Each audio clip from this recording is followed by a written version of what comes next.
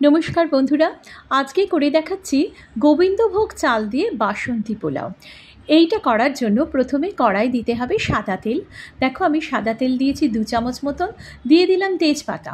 গোবিন্দভোগ চালটাকে ভালো করে ধুয়ে নিয়েছি। এই যে দেখতে পাচ্ছ গোবিন্দভোগ চাল, এটা কিন্তু ভালো করে ধুয়ে জল ঝরিয়ে নিতে হবে। এবার এই যে কড়াই আমি সাদা তেল আর তেজপাতা দিয়েছিলাম, তাতে একটু গোটা গরম মশলা দিয়ে দেবে, তারপর দিয়ে দেবে চালটা। গোটা গরম মশলার মধ্যে লবঙ্গ, দারচিনি আর এলাচ। এইবার গোবিন্দভোগ চালটা আমি দিয়ে দিচ্ছি। আমি এখানে নিয়েছি 4 বাটি গোবিন্দভোগ চাল, অর্থাৎ 400 গ্রাম। আমার বাটির মাপ হচ্ছে 100 গ্রামের বাটি, তাহলে আমার লাগছে 400 গ্রাম গোবিন্দভোগ চাল। এবার এই 400 গ্রাম গোবিন্দভোগ চাল আমি 2 চামচ যে সাদা তেল দিয়েছিলাম তাইতে ভালো করে দেখো নাড়িয়ে নিচ্ছি। এইরকমভাবে বেশ কিছুক্ষণ ধরে কিন্তু নাড়িয়ে নিতে হবে। 4 থেকে 5 মিনিট কিন্তু নাড়াতে হবে এবং ফ্লেমটা যথেষ্ট হাই ফ্লেম থাকবে। হাই ফ্লেমে 4 থেকে 5 মিনিট নাড়িয়ে নেওয়ার পরে এবার আমি দিয়ে দিলাম জল। এবার জলের পরিমাণ পোলাওতে খুব গুরুত্বপূর্ণ। সেটা হচ্ছে 4 বাটি চালের জন্য দিতে হবে ওই বাটির মাপেরই 8 বাটি জল, অর্থাৎ 400 গ্রাম চালের জন্য 800 গ্রাম জল। যতটা চাল নেওয়া হবে তার ঠিক ডাবল জল দিতে হবে গোবিন্দভোগ চালের ক্ষেত্রে। এইবার দেখো আমি ভালো করে হাতা দিয়ে নাড়িয়ে নিচ্ছি। এই রকমভাবে কিছুক্ষণ ধরে নাড়িয়ে নেওয়ার পরে আমি এতে দিয়ে দেব কাজু বাদাম, কিশমিশ। কাজু এবং কিশমিশ আমার আগে থেকে ভিজিয়ে রাখা ছিল।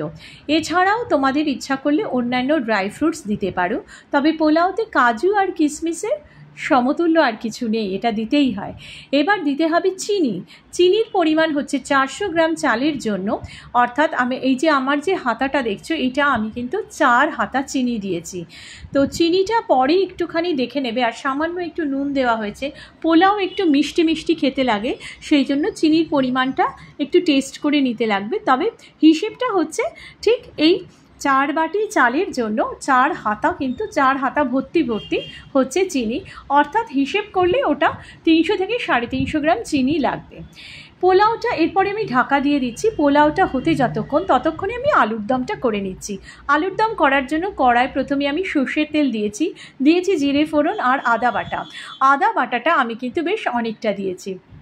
এই আলুর দমটা নিরামিষ আলুর দম হয়, এইটাতে আদা বাটা একটু বেশি দিতে হয়। আদা বাটা 4 চামচ, 4 বড় চামচ আদা বাটা দেওয়া হয়েছে। আর দিয়েছি আমি 4টে টমেটো, ছোট ছোট করে পিস করে আমি দিয়ে দিলাম পরিমাণ মতো হলুদ গুঁড়ো, পরিমাণ মতো লঙ্কা গুঁড়ো। এইবার দিয়ে ভালো করে মশলাটা কষাতে হবে। ছিল কিন্তু জিরে ফোড়নের পরে কিন্তু আদা বাটা দিতে হবে, এটা তোমাদের মনে রাখতে লাগবে। অনেকে উল্টো পাল্টা করে দেয়, কিন্তু তাহলে উল্টো পাল্টা করলে কিন্তু স্বাদেরও তারতম্য চলে আসবে। এইরকমভাবে মশলাটা এদিকে কষা হচ্ছে, তখন আমি পোলাওটা দেখব। গোবিন্দভোগ চাল অর্থাৎ 10 থেকে 15 মিনিটেই কিন্তু সুসেদ্ধ হয়ে যাবে। দেখো আমার পোলাওটা কিন্তু রেডি। এই পোলাও খুব চটজলদি হয়ে যায়। তোমাদের পুজোর সময় যে বাইরে বেরোনো থাকে, সেই জন্য তোমরা এই পোলাওটা বানাতেই পারো, যেটা খুব কম সময়ে রেডি হয়ে যাবে। সবসময় তো বাইরের খাবার খাওয়া যায় না, আর পুজো মানেই হচ্ছে একটুখানি ভুরিভোজ না হলে হয় না। এইবার আমি দিয়ে দিলাম গোলাপ পাপড়ি, আর দিয়ে দিয়েছি আমি একটু সামান্য কেওড়া জল, আর দিয়েছি আমি শাহজিরা মরিচের গুঁড়ো। খুব সামান্য পরিমাণ কিন্তু এই মশলাটা দিতে হবে। ব্যাস, আমাদের বাসন্তী পোলাও একদম রেডি। দেখতেই পাচ্ছ কত সুন্দর দেখতে হয়েছে, আর খেতেও কিন্তু অসাধারণ হয়েছে। এবার চলো আলুর দমটা দেখা যাক। দেখো মশলা হয়ে গেছে, এবার আমি আলুগুলো দিয়ে দিচ্ছি। আলুর দমের আলু তোমরা জানোই, আলুগুলোকে হাফ করে আর কি কাটা থাকতে হবে। এইবার এই আলুর দম কিন্তু আলুটা ভাজতে হবে না, কারণ এটা আমাদের চটজলদি রান্না হচ্ছে এবং ভীষণ টেস্টি রান্না হচ্ছে। এইখানে আলু ভাজার কোনো প্রয়োজন নেই। এই মশলার মধ্যেই আলুগুলো আমরা দিয়ে দেব। ভালো করে মশলাটা মাখা হয়ে যাবে।